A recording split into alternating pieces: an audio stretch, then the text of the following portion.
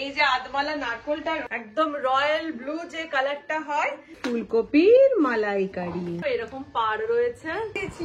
8 দিন হলো, বলো শরীরগুলো। আর এটারও দাম নিল।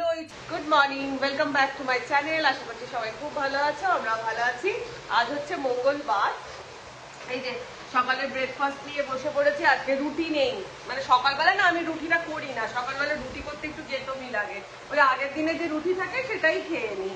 তো যাই হোক, আজকে আগের দিনে রুটি নেই, তো সেই জন্য খেয়ে নিচ্ছি হচ্ছে ম্যাগি, আর তার সাথে এই যে চা নিয়ে। কি কম্বিনেশন দেখো, ম্যাগি আর চা নিয়ে বসে পড়েছি। চলে এসেছি মেজদি ভাইয়ের ঘরে। আর মেজদি ভাইয়ের দেখি সিচুয়েশনটা এখন কি। তোমার কি রান্না বসে গেল?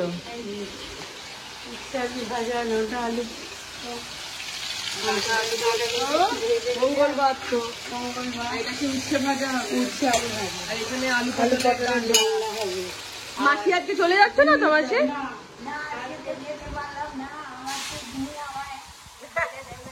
যেতে দিল না, ভালো করেছে।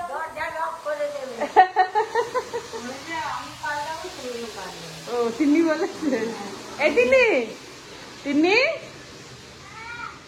মেয়েকে আম্মাকে যেতে দেবে না কেন? আচ্ছা তুমি আর কুম্ভ চান করতে যাবে? কেন, কষ্ট হয়েছে? কি কি বলো বলো বলো। বাসে করে যেতে হবে বলে তো, এটা সবারই রে তিন্নি, আর বলিস না। কেন কিছু খাওনি কেন তুমি? কেন খিদে পাইনি? কিচ্ছু খাওনি সকাল থেকে? 8খানা রুটি, একটা ডিম সেদ্ধ খাইয়ে দাও, তাহলেই হয়ে যাবে, পেটও ভরে যাবে, আর তোমার মানে শরীরের জন্য ভালো। বলছি মেজদি ভাই, তোমার সবকিছু হয়ে যাক, তারপরে ওইখান থেকে ওই কি বলে বেনারস থেকে যে শাড়িগুলো কিনে আনা হয়েছে সেগুলো আমার বন্ধুদের একটু দেখাবো, ঠিক আছে? তো চলো আমিও যাই এবার, রান্না বান্নায় হাত দিই। হ্যাঁ রান্না বান্নায় হাত দিই। আর বলো না, মাসি আজকে চলে যাবে বলে আমি ভেবেছিলাম, রাত্রিবেলা শুয়ে শুয়েই ভেবেছি যে মাসির জন্য একটুখানি বিশেষ কিছু একটা নিরামিষের, মাসির আর বিশেষ নিরামিষের কিছু একটা রান্না করব, এই ভেবে রেখেছি। আর আমি ভাবলাম যে ইয়ে করে দেবো, তোমার লাউয়ের ধোকা বানাবো। এবার আমি দেখছি আমার ফ্রিজের ভেতরে এত বড় একটা লাউ রয়েছে। আমি স্বপ্নতে দেখেছি না কি আমি নিজেও জানি না, সকালবেলা ঘুম থেকে উঠে যখন ফ্রিজ খুলতে দেখছি লাউ ধোয়া ভাজা। লাউ নেই, আমি স্বপ্নতেই দেখেছি আমার এত বড় একখানা ফ্রিজে লাউ রাখা আছে, আমি লাউয়ের ধোকা বানাচ্ছি। তো দেখা যাক, দেখা যাক ফ্রিজে কি আছে, সেই দিয়ে কিছু একটা মাসির জন্য বানাবো। তো নিচে থেকে ব্রেকফাস্ট করে আড্ডা ফাড্ডা মেরে চলে এসেছি ওপরে। আর তোমরা দেখলে মাসিকে বললাম, মাসিকে কথা দিয়েছি যে মাসিকে একটু কিছু আজকে রান্না করে খাওয়াবো, কারণ মাসি চলেও যাবে। এবারে কথা তো দিয়ে ফেলেছি, এবার জানি না আমার ফ্রিজে কি সবজি আছে। আগে সবজি দেখবো, সবজি দেখে সেই অনুযায়ী ডিসিশন নেব যে কি রান্না করব। আর সবে যেহেতু আমরা ফিরেছি, সবজির হাল খুব খারাপ। এখানে একটা ফুলকপি মাত্র দেখতে পাচ্ছি, এইটা বার করে রাখি। আর কি এই প্যাকেটটায় রয়েছে পালং শাক, ওইখানে টমেটো উকি মারছে, এখানে সরু সরু কতগুলো শসা পড়ে রয়েছে, আর তেমন তো কিছু। এখানে পেঁপে একটা শুকনো, একটা আধমালা নারকোল আছে, এই দিয়েই কিছু একটু বানিয়ে নেওয়া যাবে। পেয়ে গেছি আধমালা নারকোল আর ছোট একটা ফুলকপি। তো যাই হোক, মাসির মতন তো অন্তত কিছু বানানো যাবে। তো চলো ট্রাই করা যাক, এই আধমালা নারকোল দিয়ে আর ফুলকপি দিয়ে বানিয়ে ফেলবো আজকে ফুলকপির মালাইকারি। তো চলো স্টার্ট করা যাক। তো প্রথমে আমি ফুলকপিটাকে ডুমো ডুমো করে কেটে নিচ্ছি। আর বিশ্বাস করো, এই কুম্ভ থেকে ফেরার পর থেকে আমাদের না ঘুম আর কাটছে না, এইরকম অবস্থা, ঘুম আর কাটছে না। মানে টোটাল আমাদের 5 দিনের জার্নি ছিল, আর এই 5 দিনের মধ্যে আমরা ঘুমিয়েছি কদিন জানো তো? এই একদিন, মানে যেদিনকে আমরা বেনারসে পৌঁছলাম সেই দিনটা নয়, হ্যাঁ সেই দিনই রাত্রির বেলাটা আমরা শুধু ঘুমিয়েছি। পরের দিনই আবার আমরা বেনারস ছেড়ে বেরিয়ে গেছি, মানে বেনারসে ছিলাম আমরা একদিন, যে কারণে আমাদের মানে ঘুম টুম কিচ্ছু হয়নি এই পুরো ট্রিপটাতে। মানে কি বলবো, বলে না তীর্থ করতে যাওয়াটা ভীষণ একটা কষ্টকর জিনিস, সত্যিই দেখলাম যে তীর্থ করা সত্যিই কষ্টকর।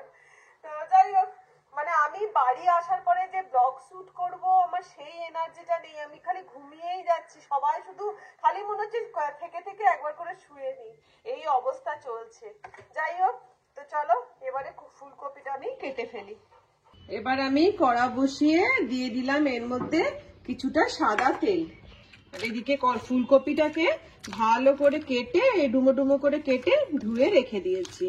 তেলটা গরম হয়ে গেছে, এবার আমি ফুলকপিগুলোকে ভেজে নেব।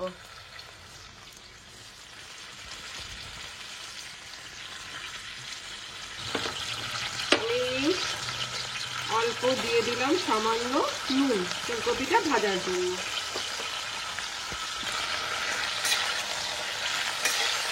খুব বেশি নয়, হালকা করে ফুলকপিটাকে ভেজে দিতে হবে, যাতে ফুলকপিটার মধ্যে যে ক্রাঞ্চি ভাবটা আছে সেটা যেন থাকে। সেই জন্য ফুলকপিটাকে জাস্ট একটু লাল লাল মানে আধ ভাজা করে ভেজে নিতে হবে। যতক্ষণ ফুলকপিটা ভাজা হচ্ছে আমি একটা মশলা বানিয়ে নেব। তার জন্য নিয়ে নিলাম 2 চামচ মতন টক দই, দিয়ে দিলাম এর মধ্যে 1 চামচ মতন লঙ্কার গুঁড়ো, দিয়ে দিলাম পরিমাণ মতন হলুদের গুঁড়ো, দিয়ে দিলাম জিরের গুঁড়ো 1/2 চামচ মতন, দিয়ে দিলাম ধনের গুঁড়ো 1/2 চামচ মতন, আর দিয়ে দিলাম আদা বাটা 1 চামচ মতন। দিয়ে এটা একটা আমি ভালো করে পেস্ট তৈরি করে নেব।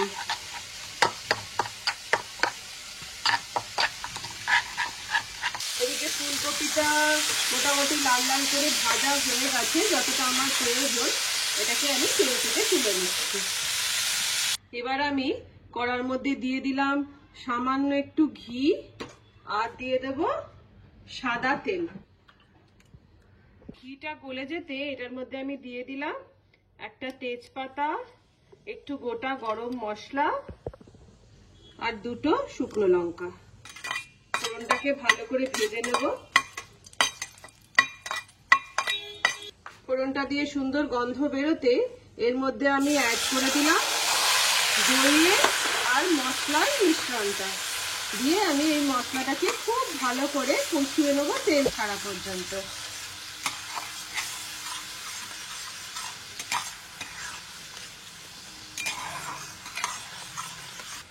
দিয়ে দিলাম এর মধ্যে পরিমাণ মতো নুন, আর দিয়ে দিলাম পরিমাণ মতো 1 চামচ মতো চিনি। দিয়ে মশলাটাকে আবার ভালো করে কষিয়ে নেব। তো যতক্ষণ এই মশলাটা কষানো চলছে ততক্ষণ আমি এই যে আধমালা নারকোলটা রয়েছে সেই নারকোলটার আমি দুধটা বানিয়ে নিই। মশলাটা থেকে তেল ছাড়তে স্টার্ট করে দিয়েছে। এবার আমি এর মধ্যে দিয়ে দেবো অল্প একটু কড়াইশুঁটি।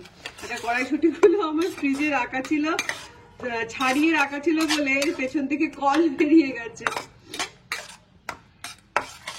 দিয়ে এটাকে আমি আরেকবার একটুখানি কষিয়ে নিয়ে অ্যাড করে দিলাম এর মধ্যে ভেজে রাখা ফুলকপিগুলো। দিয়ে এটাকে আবার ভালো করে কষিয়ে নেব।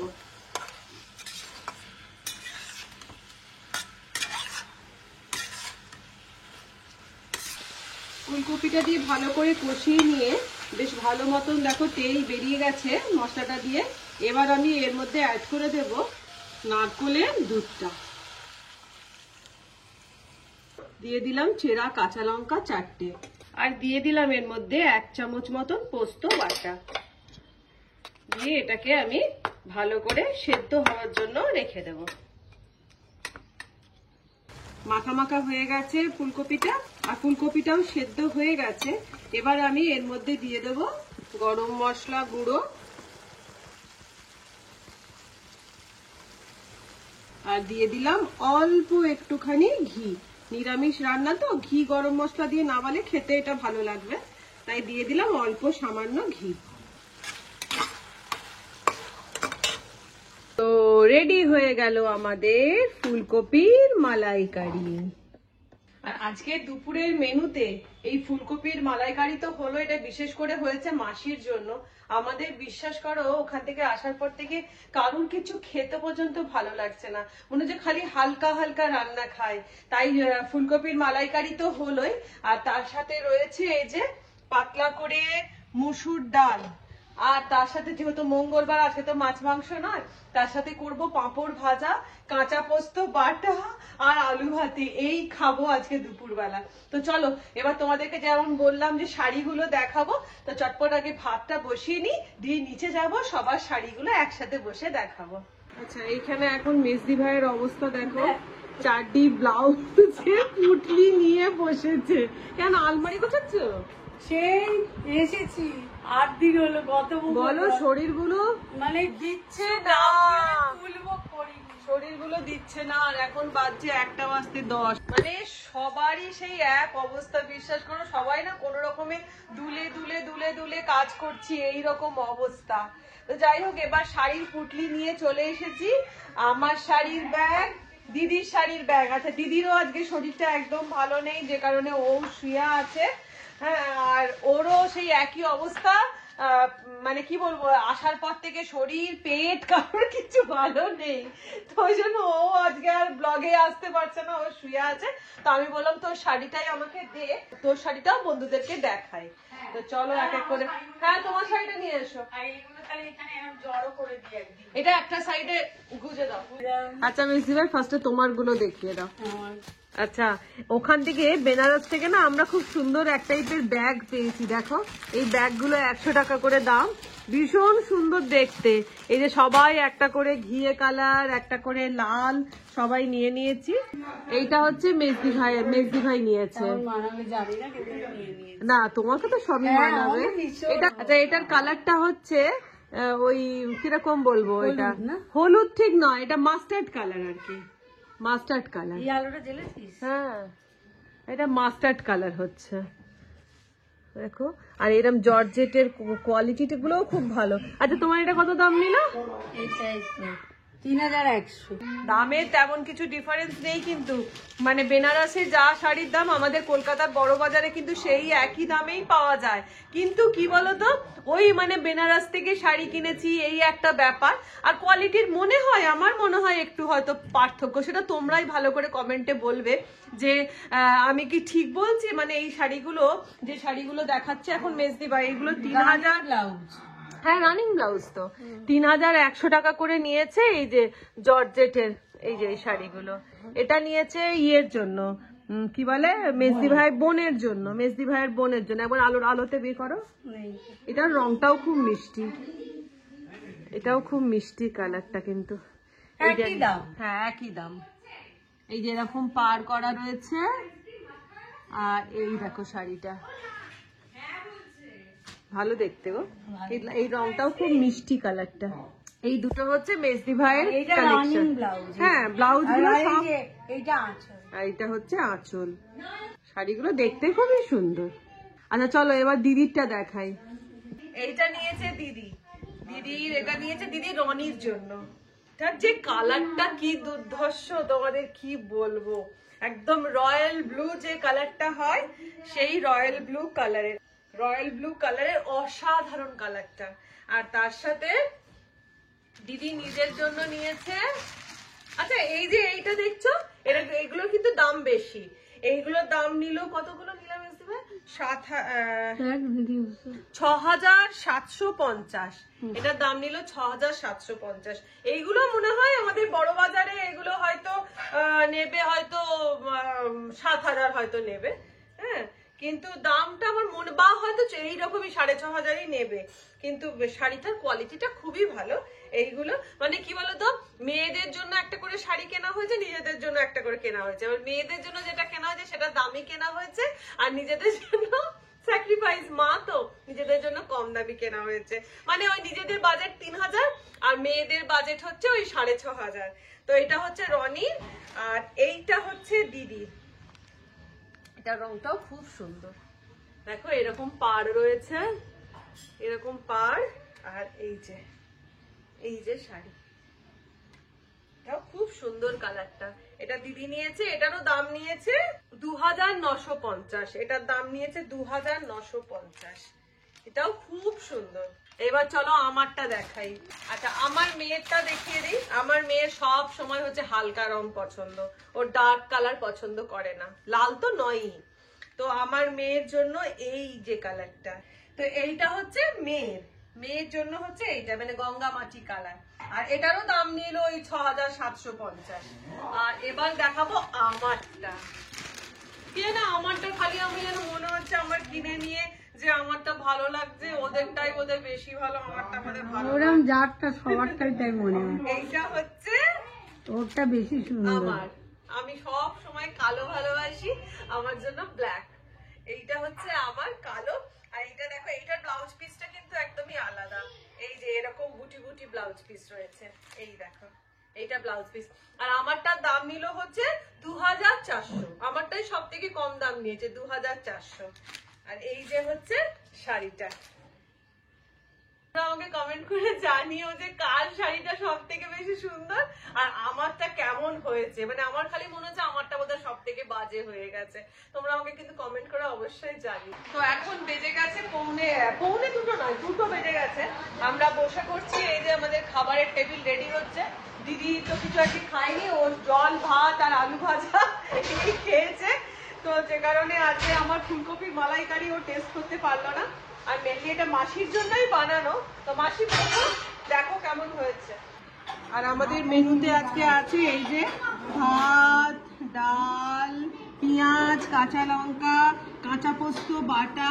এটা মেজদি ভাই দিল হচ্ছে ডাটা আলু পোস্ত, এটা হচ্ছে উচ্ছে ভাজা, পাঁপড় ভাজা, আর এই যে হচ্ছে ফুলকপির মালাইকারি। আর তার সাথে মেজদি ভাই করেছে আলু পটল। এই হচ্ছে খাবার।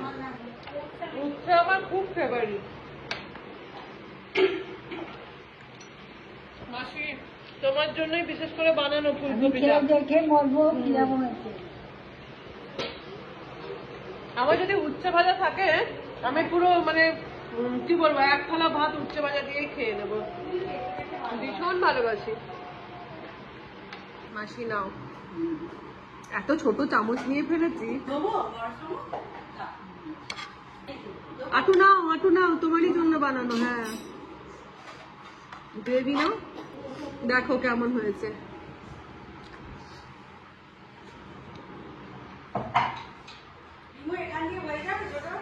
কেমন হয়েছে মাসি? দারুণ হয়েছে। দারুণ হয়েছে। নতুনত্ব। হ্যাঁ, মালাইকারি না, কপির মালাইকারি, ফুলকপির মালাইকারি।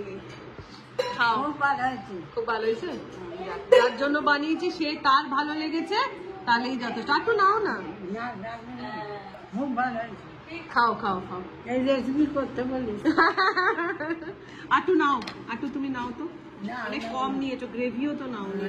খুব ভালো হয়েছে, খুব ভালো হয়েছে। আর মিষ্টি খুব ভালো হয়েছে। খাও। তো খাওয়া দাওয়া কমপ্লিট করে ওপরে উঠে চলে এসেছি, আর এখন বেজেও গেছে 2:45। তো আজকের মতন ব্লগটা এখানে শেষ করছি। তোমরা সবাই খুব ভালো থেকো, সুস্থ থেকো। আর হ্যাঁ, অবশ্যই বলবো ফুলকপির মালাইকারি তোমরা অবশ্যই ট্রাই করো, আর করে আমাকে কমেন্ট করে জানিও কেমন লেগেছে। তাহলে আজকের মতন টাটা, ভালো থেকো, সুস্থ থেকো, অনেকটা আনন্দে থেকো, বাই।